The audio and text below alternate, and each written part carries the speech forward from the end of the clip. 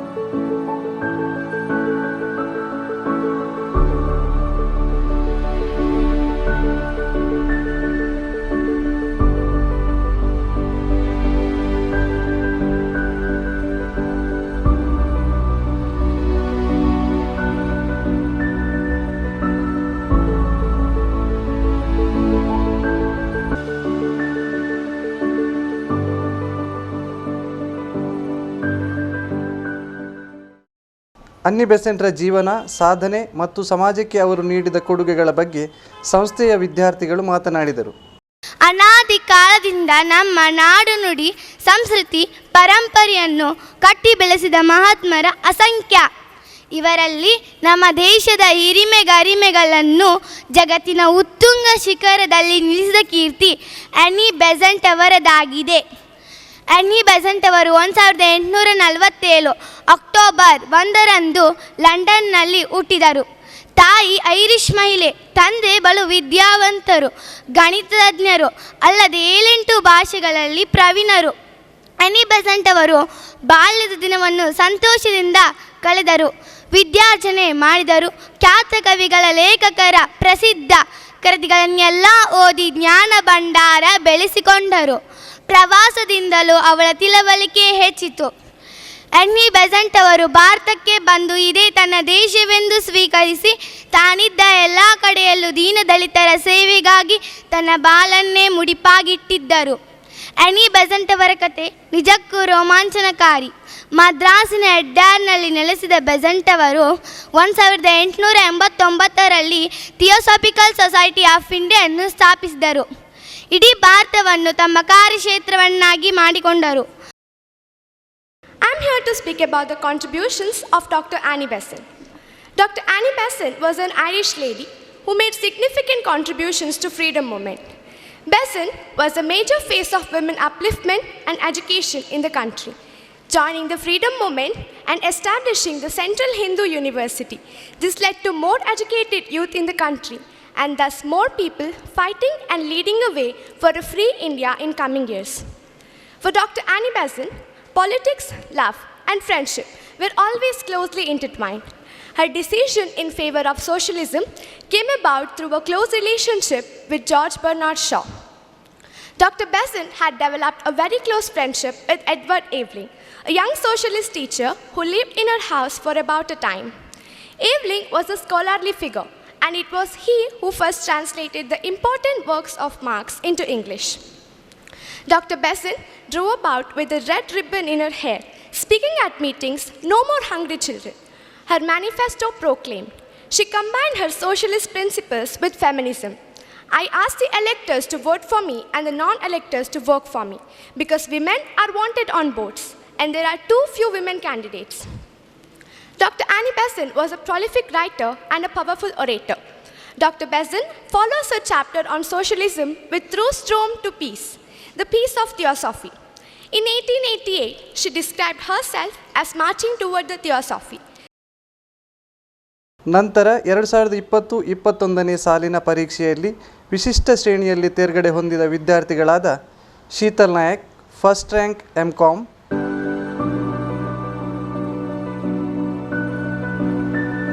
Ameera first rank MSc FSN, Shivani Suvarna third rank MBA, Deeksha Baliga 9th rank MCom, Manisha third rank BSc FND ಇವರಿಗೆ ಸನ್ಮಾನಿಸಿ ಗೌರವಿಸಲಾಯಿತು. ಕಾರ್ಯಕ್ರಮದ ಮುಖ್ಯ ಅತಿಥಿ ಉದ್ಯಮಿ ಶಶಿಧರ್ ಪೈ ಮಾರೂರ್ ಮಾತನಾಡಿ, ವಿದ್ಯಾರ್ಥಿಗಳು ಜೀವನದಲ್ಲಿ ಮುಂದೆ ಬರಲು ಕಠಿಣ ಪರಿಶ್ರಮ, ಜೀವನ ಮೌಲ್ಯಗಳು ಅತ್ಯಗತ್ಯ ಎಂದು ಹೇಳಿದರು. Be prepared for this promising future, which needs to be augmented with your active participation in all respects. Be a job creator and not a job seeker. Please follow your strong values, ethical practice, financial discipline, compliance. Compliance, when I say comply with all the laws of the land and whichever institutions you are, it will definitely lead you to success. Work hard. Keep your organization above yourself. Whether you are become an entrepreneur or an employee or whichever way you are associated in an organization or you are an owner of it, keep the organization above everything else. So then only you will be able to do justice. You will be doing justice to the organization to grow and scale up as a noble organization which will be employing more people and progressing economically. Look for change and adopt. Accept the change. Change is the only way forward. Try to be a problem solver. Don't, whenever you have come across a roadblock or a problem, don't run immediately to your senior or your boss with a problem. Please try to find a solution and go with the problem. The moment you take a problem to somebody, you are giving an opportunity for someone else to become a leader. So solve your problem yourself. There are always, everybody has got an opportunity to grow in this world. So if somebody else can do it, each one of you also can do it. That is a God-made phenomenon. God has given everybody the equal strength and opportunity and wisdom to solve all problems. So make best of use of your wisdom, try to find solution and become a leader. ಮಹಿಳಾ ರಾಷ್ಟ್ರೀಯ ಶಿಕ್ಷಣ ಸಂಸ್ಥೆಯ ಅಧ್ಯಕ್ಷರಾದ ಕುಡ್ಪಿ ಜಗದೀಶ್ ಶೆಣೈ ಮಾತನಾಡಿ, ಅನ್ನಿ ಬೆಸೆಂಟ್ರು ಆರ್ಥಿಕವಾಗಿ ಹಿಂದುಳಿದ ಹೆಣ್ಣು ಮಕ್ಕಳ ಶಿಕ್ಷಣಕ್ಕೆ ನೀಡಿದ ಕೊಡುಗೆಗಳ ಬಗ್ಗೆ ಸ್ಮರಿಸಿದರು. We are indeed fortunate to have such great personality as our founder. She served hard to bring a higher education within the reach of all the girls who seek it, especially those who are economically backward. Following her ideals, the dedicated staff of Besant institutions have always nurtured the talent, installed values. ಕಾರ್ಯಕ್ರಮದಲ್ಲಿ ಮಹಿಳಾ ರಾಷ್ಟ್ರೀಯ ಶಿಕ್ಷಣ ಸಂಸ್ಥೆಯ ಉಪಾಧ್ಯಕ್ಷರಾದ ಹಾಗೂ ಕಾಲೇಜಿನ ಸಂಚಾಲಕರಾದ doctor Manjula KT, ಕಾರ್ಯದರ್ಶಿ Suresh pi, Besant ಮಹಿಳಾ ಕಾಲೇಜಿನ ಪ್ರಾಂಶುಪಾಲರಾದ ಡಾಕ್ಟರ್ ಸತೀಶ್ ಕುಮಾರ್ ಶೆಟ್ಟಿ, ಬೆಸೆಂಟ್ ಸಂಧ್ಯಾ ಕಾಲೇಜಿನ ಪ್ರಾಂಶುಪಾಲರಾದ ಡಾಕ್ಟರ್ ಲಕ್ಷ್ಮೀನಾರಾಯಣ ಭಟ್ ಉಪಸ್ಥಿತರಿದ್ದರು. ನಂತರ ಸಂಸ್ಥೆಯ ವಿದ್ಯಾರ್ಥಿಗಳಿಂದ ಸಾಂಸ್ಕೃತಿಕ ಕಾರ್ಯಕ್ರಮವು ಜರುಗಿತು.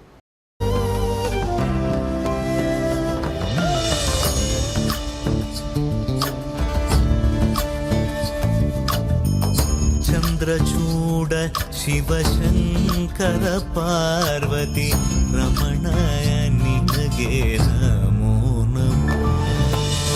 ಚಂದ್ರಚೂಡ ಶಿವಶಂಕರ ಪಾರ್ವತಿ ರಮಣ ನಿನಗೆ ನಮೋ ನಮೋ.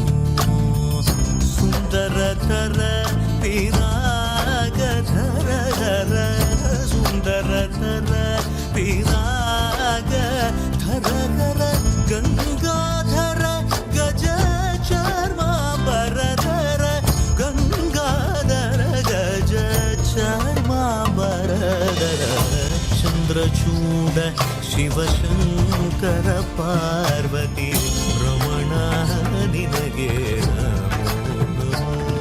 ತನದಾನಂ ತದಾನಂ ತದಾನಂ ದಾನಂ ತನಂ ದಾನಂ ತನದಾನಂ ತದಾನಂ ತದಾನಂ ದಾನಂ ದಾನಂ ದಾನಂ ತದಾನಂ ತದಾನಂ ದಾನಂ ದಾನಂ ತದಾನಂ ತದಾನಂ ನಿರಿಸ ಸ್ವಾಸ ನಿಸ ನಿ ನಿ ಸ ಸ ಸ್ವಾಸ ನಿಸ ನಿ ಪ ಮ ಗ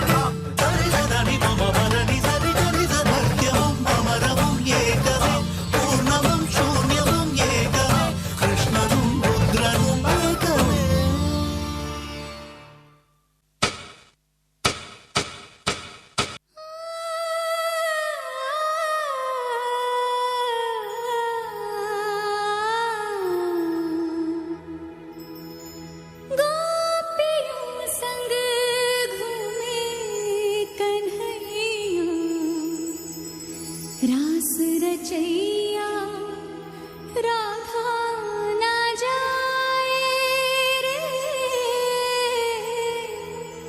अब सावरा ना भाए रे।